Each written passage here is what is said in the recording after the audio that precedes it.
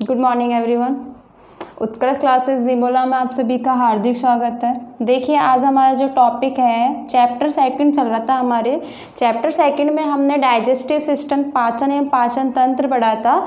Second हमने श्वसन और श्वसन तंत्र पढ़ा था। अगला जो हम पढ़ेंगे वो है हमारा कौन सा तंत्र, रक्त एवं परिसंचरण तंत्र। यानी कि इस टॉपिक के अंदर हम रक्त एवं रक्त परिसंचरण तंत्र के बारे में पढ़ेंगे। स्टार्ट करते हैं कि रक्त क्या होता है। यानी कि जो हमारा ब्लड होता है, हमारा रुधिर होता है, वो क्या होता है। तो जो रक्त होता है वो एक तरल संयोजी ऊतक होता है। क्या होता है? तरल संयोजी ऊतक होता है। दूसरा ये एक क्षारीय होता है। यानी कि ऐसा होता है क्षारीय। क्षारीय का मतलब यानी इसकी जो पीएच होती है वो 7.4 के समथिंग होती है। अगली चीज़ देखें तो रक्त जो होता है उसका निर्माण कहाँ होता है? लाल अस्थि मज्जा में। कहाँ होता है? लाल अस्थि मज्जा में। दूसरी चीज़ इसमें देखें तो जो भ्रूणावस्था होती है या जो नवजात शिशु होते हैं उनमें जो रक्त का निर्माण होता है वो कहाँ होता है? प्लीहा में होता है। कहाँ होता है? प्लीहा में होता है। प्लीहा में। और एक जो सामान्य व्यक्ति होता है यानी कि एक नॉर्मल जो व्यक्ति होता है उसमें रक्त की मात्रा कितनी होती है? 5 लीटर। कितनी होती है? 5 लीटर। ये तो बात हो गई रक्त के बारे में। अब ये जो रक्त होता है वो 2 भागों से मिलकर बना होता है। कितने भागों से मिलकर बना होता है? 2 भागों से मिलकर बना होता है। एक तो हमारा होता है प्लाज्मा। क्या होता है? प्लाज्मा। और दूसरा हमारा होता है रुधिर कोशिकाएं। रुधिर कोशिकाएं। यानी कि रक्त कितने भागों से मिलकर बना होता है? 2 भागों से मिलकर बना होता है। ये जो प्लाज्मा होता है वो लगभग 55% भाग रक्त का बनाता है। साथ में इसमें जो 92% H2 यानी कि जल पाया जाता है और 8% क्या पाया जाता है इसमें? कार्बनिक एवं अकार्बनिक पदार्थ पाए जाते हैं। ये तो बात हो गई प्लाज्मा के बारे में। सेकंड इसमें रुधिर कोशिकाएं। ये जो रुधिर कोशिकाएं होती है वो भी 3 होती हैं। एक होती है RBC, दूसरी WBC और तीसरी होती है प्लेटलेट्स जिनको बोलते हैं बिंबाणु। तो ये सब चीज़ें हम इसके अंतर्गत पढ़ेंगे। स्टार्ट करते हैं पहले से ही रक्त से कि जो रुधिर होता है वो क्या होता है। रुधिर या ब्लड। ये जो रुधिर होता है तरल संयोजी ऊतक होता है। देखिए ये रुधिर क्या काम करता है बॉडी के अंदर। यानी कि जो मानव लगा लो या फिर पशु लगा लो उनमें ये रुधिर क्या काम करता है कि जो हमारे पोषक पदार्थ होते हैं और ऑक्सीजन जो होता है उसको हमारी कोशिकाओं तक ले जाने का काम करता है। और जो कोशिका होती है उनसे जो अपशिष्ट पदार्थ होते हैं और जो कार्बन डाइऑक्साइड होता है उन सब का क्या करता है? परिवहन करने का काम करता है। क्या काम करता है? परिवहन करने का। तो लिख देना इसमें कि मानव या अन्य पशुओं में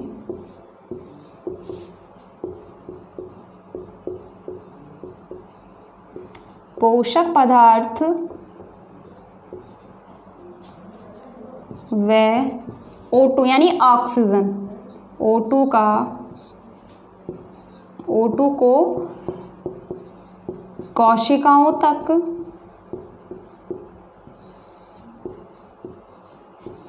व कोशिकाओं से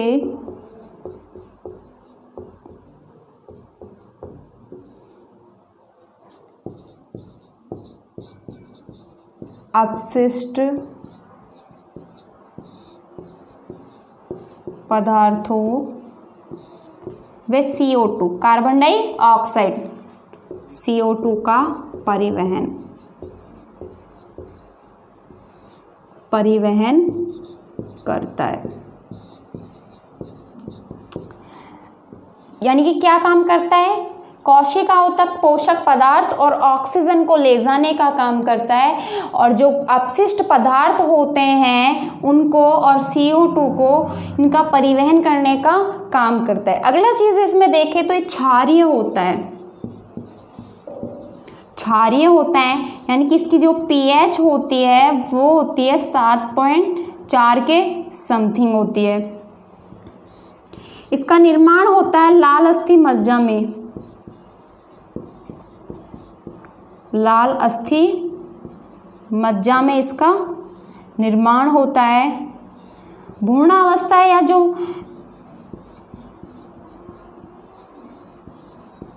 भ्रूणावस्था या जो नवजात शिशु होते हैं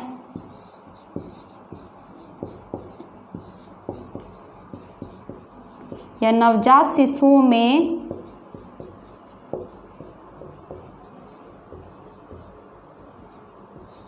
प्लीहा में निर्माण होता है।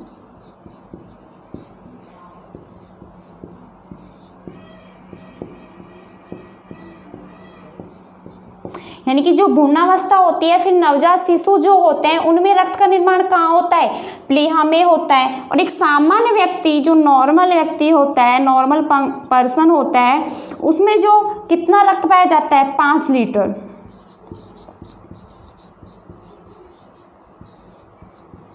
सामान्य व्यक्ति में 5 लीटर रक्त पाया जाता है। अगली चीज़ देखें तो जो रक्त होता है वो 2 भागों से मिलकर बना होता है। एक तो हमारा होता है प्लाज्मा और दूसरा होता है रुधिर कोशिकाएं, ब्लड सेल्स।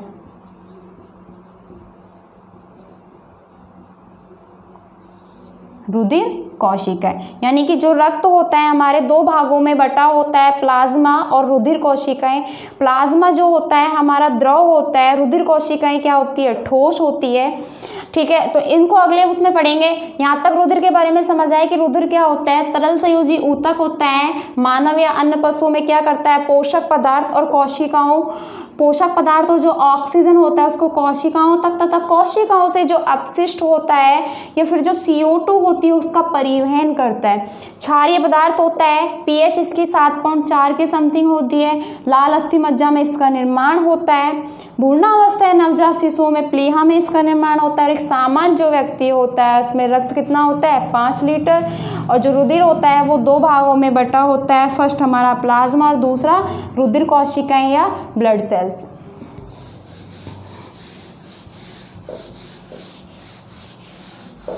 देखिए यहाँ हमने किसके बारे में पढ़ा? ब्लड के बारे में, कि ब्लड क्या होता है। अगला मैंने बताया था ब्लड को 2 भागों में बांटा है। कितने भागों में बांटा है? 2 भागों में। देखिए इधर पहला भाग तो हमने प्लाज्मा,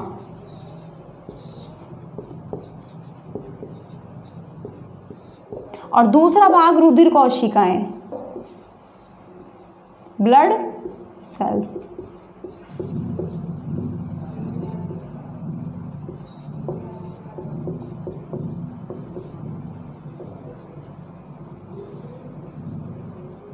पहला भाग तो कौन सा हो गया? हमारा प्लाज्मा हो गया, और दूसरा कौन सा हो गया?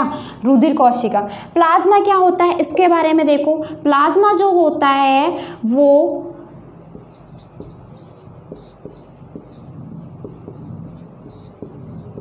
द्रव पदार्थ होता है, यानी कि कौन सी अवस्था में पाया जाता है? द्रव में पाया जाता है। दूसरा ये रुधिर का कितना प्रतिशत भाग बनाता है? यानी कि ये 55% भाग बनाता है। इसमें दूसरे 55% भाग बनाता है। अगला देखें तो इसमें 92% H2 यानी कि जल पाया जाता है, और जो 8% इसमें क्या पाया जाता है? कार्बनिक और अकार्बनिक पदार्थ पाया जाता है।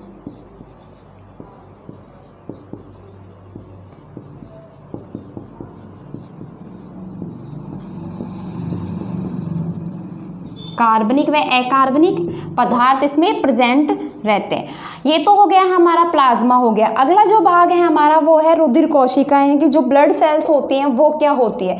ब्लड सेल्स क्या होती है? ये ठोस भाग होता है, यानी कि रुधिर का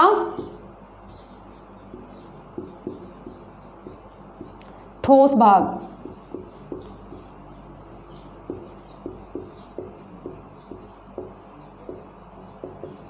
ये जो ब्लड सेल्स होती है वो हमारे रुधिर में 3 पाई जाती है। कितनी पाई जाती है? 3 पाई जाती है। पहली तो हमारी होती है आरबीसी। क्या होती है? आरबीसी, यानी कि लाल रक्त कणिकाएं या कोशिकाएं, जिनको बोलते हैं हम रेड ब्लड सेल्स। दूसरी होती है हमारे डब्ल्यूबीसी। डब्ल्यूबीसी इनको बोलते हैं श्वेत रक्त कणिकाएं।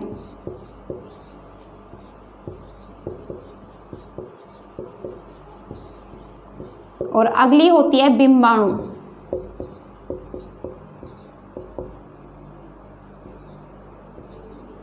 जिनको बोलते हैं प्लेटलेट्स। इनको बोलते हैं प्लेटलेट्स। ये हो गई आरबीसी, डब्ल्यूबीसी और बिंबाणु यानी कि प्लेटलेट्स। बात करते हैं आरबीसी की। आरबीसी क्या होती है? तो ये जो आरबीसी होती है वो रक्त का, यानी कि रक्त में कितनी प्रतिशत होती है? 90% पाई जाती है। कितनी प्रतिशत पाई जाती है? 90%, यानी कि ये रक्त में 19% होती है। और दूसरी इसमें चीज़ देखें तो ये आरबीसी जो होती है वो लाल रक्त, इनकी लाल कलर की होती है। क्योंकि लाल कलर की क्यों होती है ये? क्योंकि इनमें हीमोग्लोबिन जो नामक वर्णक है वो पाया जाता है। अगली चीज़ इसमें देखें तो जो आरबीसी होती है वो केंद्रक विहीन होती है, यानी कि इनमें केंद्रक नहीं पाया जाता। तो ये तो बात हो गई आरबीसी के बारे में। तो इसके बारे में लिख लेते हैं। 99% भाग,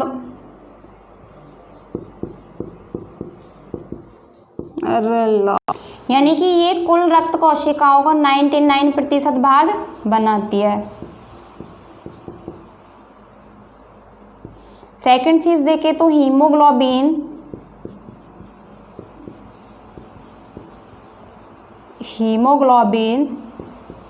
नामक वर्णक पाया जाता है।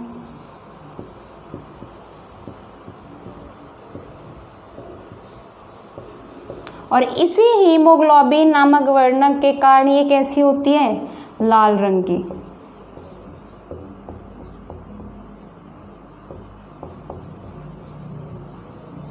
किसके कारण होती है? इसी हीमोग्लोबिन नामक वर्णक के कारण कैसी होती है? ये लाल रंग की दिखती है। अगली चीज देखें तो केंद्रक विहीन होती है।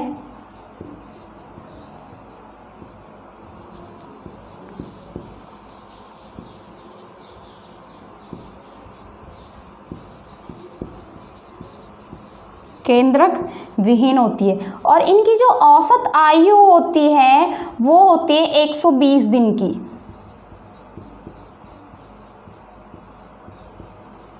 औसत आयु इनकी होती है 120 दिन की। ठीक है, यानी कि जो हमारी रेड ब्लड सेल्स होती है, लाल रक्त कणिकाएं होती है, वो कुल रक्त कोशिकाओं का 99% भाग बनाती है। हीमोग्लोबिन नामक वर्णक पाया जाता है जिसके कारण ये लाल रंग की होती है, केंद्रक विहीन होती है और इनकी जो औसत आयु होती है वो 120 दिन की होती है। अब बात करते हैं हमारे डब्ल्यूबीसी की। डब्ल्यूबीसी क्या होती है? श्वेत रक्त कणिकाएं जिन्हें बोलते हैं, वो क्या होती है?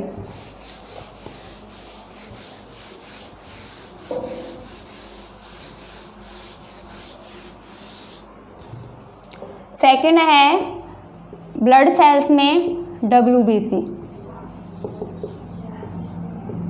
ये जो डब्ल्यूबीसी होती है वो प्रतिरक्षा प्रदान करने का काम करती है। अगली चीज इसमें देखें तो जो डब्ल्यूबीसी होती है वो रंगहीन होती है क्योंकि इनमें जो हमारा हीमोग्लोबिन नामक वर्णक है वो नहीं पाया जाता। इनका एक नाम और है ल्यूकोसाइट, इनको बोलते हैं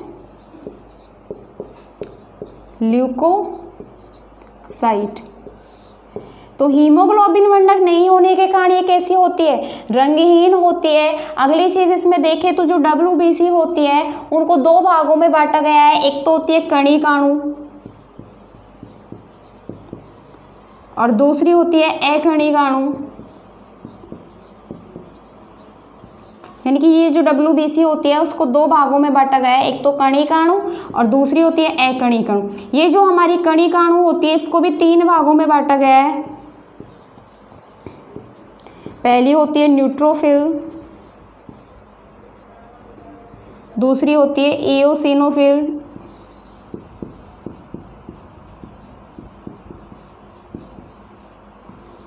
और तीसरी होती है बेसोफिल।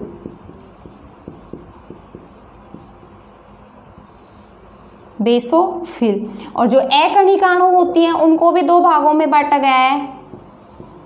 पहली होती है लिम्फोसाइट और दूसरी होती है मोनोसाइट।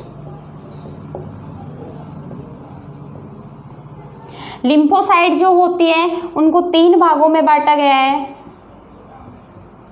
पहली तो बी लिम्फोसाइट,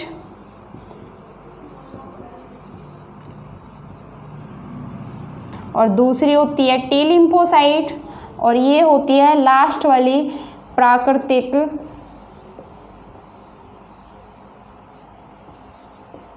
मारक कोशिका। ये जो मोनोसाइट होती है इनको महाभक्षक भी बोला जाता है। क्या बोला जाता है इनको? महाभक्षक, क्योंकि ये क्या काम करती है? कोशिकाओं का भक्षण करने का काम करती है।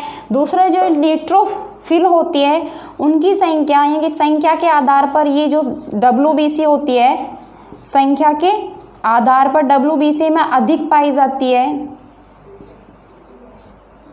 और ये भी क्या करती है? भक्षण करने का काम करती है, भक्षण करने का काम करती है। तो ये हो गया WBC के बारे में कि WBC जो होती है दो कणिका अणु अकणिक अणु में बटी होती है। कणिका अणु तीन भागों में बटी होती है और अकणिक अणु दो भागों में बटी होती है। तो इसके बारे में हम लिखते हैं।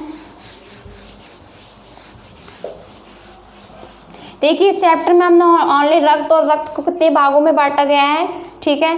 प्लाज्मा और रुधिर कोशिकाएं, रुधिर कोशिका को कितने भागों में बांटा गया है उसके बारे में पढ़ना है। तो WBC पहला प्रतिरक्षा प्रदान करने का काम करती है।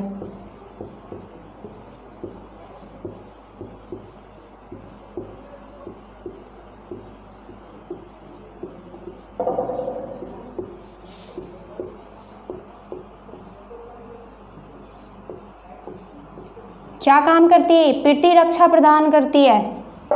इनका जो निर्माण होता है वो भी लाल अस्थि मज्जा में होता है। लाल अस्थि मज्जा में निर्माण होता है।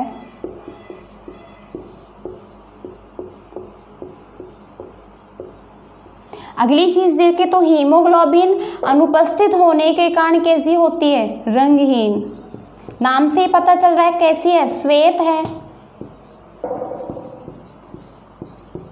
रंगहीन होती है, क्योंकि हीमोग्लोबिन क्या होता है? अनुपस्थित होता है।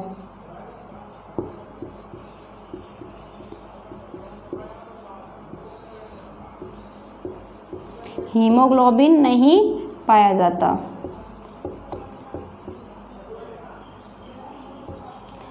यहाँ तक समझ आया? दूसरा जो ये होते हैं दो भागों में बटी होती है।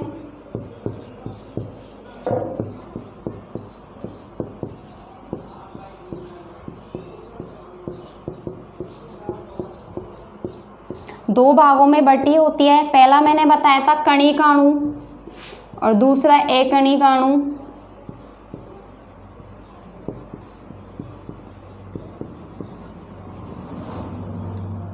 सेकंड इसका हो गया अकणिक अणु।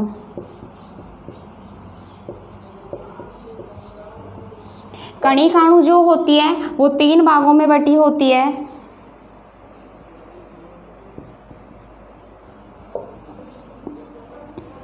पहला हो गया न्यूट्रोफिल,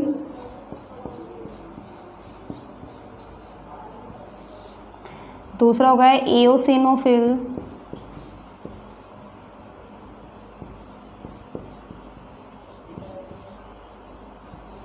और लास्ट हो गया इसका बेसोफिल।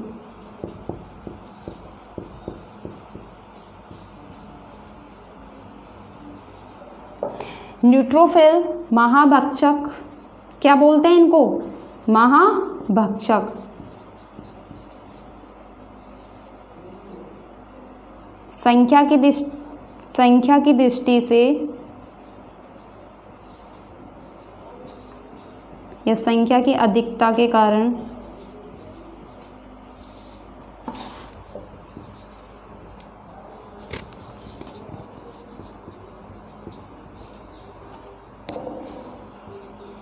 WBC में अधिक पाई जाती है।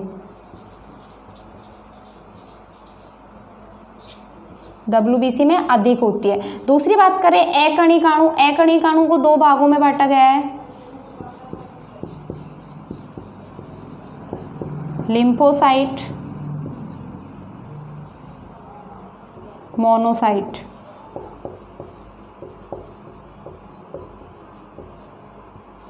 लिम्फोसाइट 3 होती है,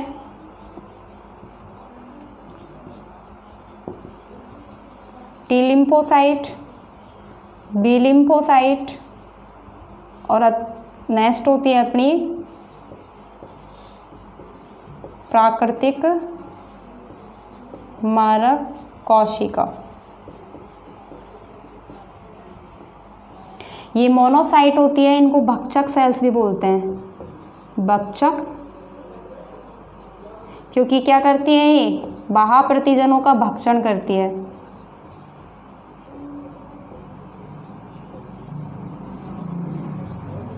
बाह्य प्रतिजनों का क्या काम करती है? भक्षण करने का काम करती है। तो ये हो गए हमारे WBC के बारे में कि WBC जो होती है वो प्रतिरक्षा प्रदान करने का काम करती है। इनका निर्माण लाल अस्थि मज्जा में होता है, रंगहीन होती है क्योंकि हीमोग्लोबिन नहीं पाया जाता। अगली चीज़ देखें तो दो भागों में बटी होती है, कणिकाणु और अकणिकाणु। कणिकाणु हमारी तीन भागों से मिलकर बनी होती है, न्यूट्रोफिल, एओसिनोफिल और बेसोफिल। न्यूट्रोफिल जो होती है उनको महाभक्षक सेल्स भी बोलते हैं क्योंकि इनकी जो संख्या होती है वो अधिक होती है और संख्या के अधिक होने के कारण ही WBC में इनकी मात्रा अधिक पाई जाती है। दूसरा देखें अकणिकाणु, इनको लिम्फोसाइट, मोनोसाइट भी बोलते हैं। लिम्फोसाइट हमारे 3 प्रकार की होती है, टी लिम्फोसाइट, बी लिम्फोसाइट और जो प्राकृतिक मारक सेल्स होती है। ठीक है, अब मोनोसाइट जो होती है वो भक्षक, ये क्या काम करनी है? भक्षण करने का काम करती है, यानी कि भक्षण करने का काम करती है। और किसका भक्षण करती है? बाह्य प्रतिजनों का भक्षण करने का काम करती है। तो यहाँ हमारा जो हम ब्लड सेल्स पढ़ रहे थे उसका जो सेकंड पार्ट है WBC वो भी खत्म हो गया। जो अंतिम वाला भाग आता है वो आता है हमारे प्लेटलेट्स, जिनको बोलते हैं बिंबाणु। क्या बोलते हैं? बिंबाणु।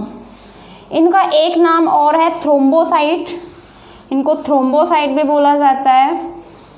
ये जो बिंबाणु होते हैं वो केंद्रक, ये भी केंद्रक विहीन होते हैं। इनका निर्माण भी लाल अस्थि मज्जा में होता है और ये क्या काम करते हैं? रुधिर का थक्का जमाने का काम करते हैं। और इनका जो जीवन काल होता है वो ओनली 10 दिन का होता है। कितने दिन का होता है?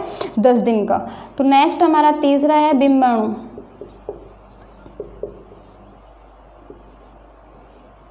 थ्रोम्बोसाइट।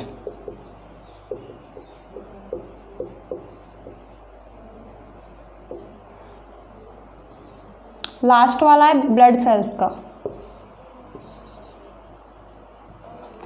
इनका नाम क्या है? थ्रोम्बोसाइट भी बोलते हैं। निर्माण कहाँ होता है? लाल अस्थि मज्जा में।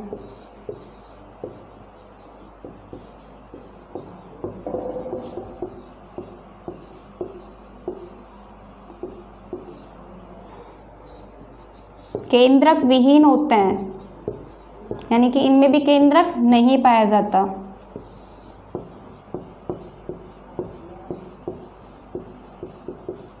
अगली चीज देखें, जीवन काल 10 दिन का।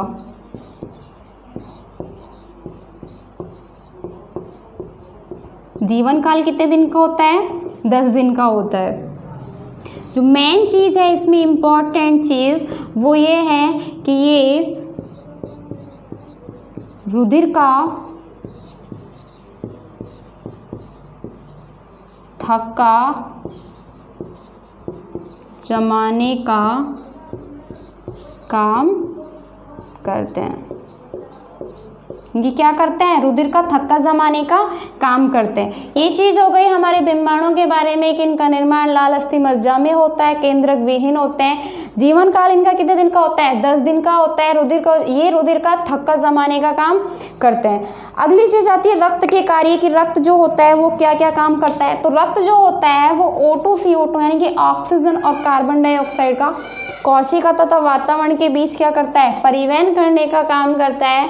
दूसरी चीज़ देखें तो इसमें ये pH नियंत्रण का काम करता है, ताप नियंत्रण का काम करता है, और जो हार्मोन होते हैं उनको आवश्यकता अंग यानी कि जहाँ अंगों को इन हार्मोनों की आवश्यकता होती है वहाँ पहुँचाने का काम करता है।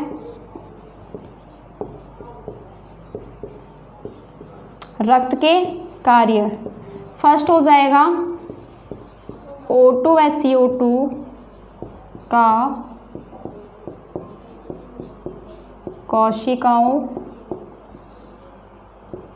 ऊतक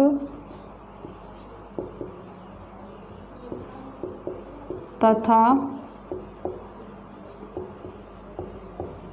वातावरण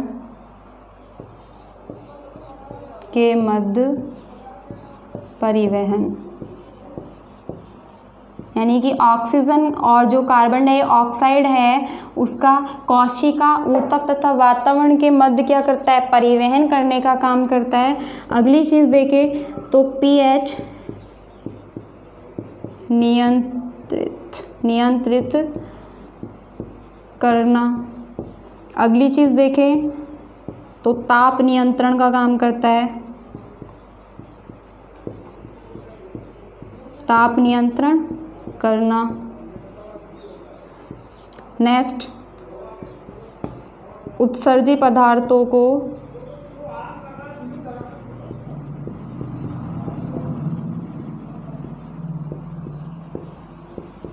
शरीर से बाहर करना।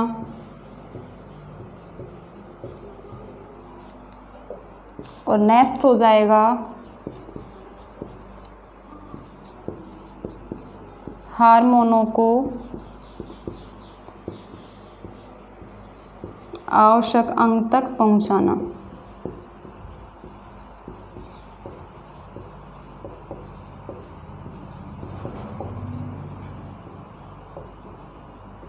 काम तो ये हो गया हमारा रक्त कि रक्त क्या होता है, रक्त कितने भागों से मिलकर बना होता है, प्लाज्मा क्या होता है, रुधिर कोशिकाएं क्या होती है। दूसरा रुधिर कोशिकाओं में कौन कौन से सेल्स आती है, WBC हमारे आती है, RBC आती है, प्लेटलेट्स आती है, इनको कितने भागों में बांटा गया। नेक्स्ट हमारा लास्ट था रक्त के कार्य। यहाँ तक सभी को समझ आया। नेक्स्ट जो हमारा टॉपिक होगा वो होगा हमारे रक्त परिसंचरण तंत्र या फिर एंटीजन या एंटीबॉडी और हमारा जो ब्लड ग्रुप है वो होगा। Thank you.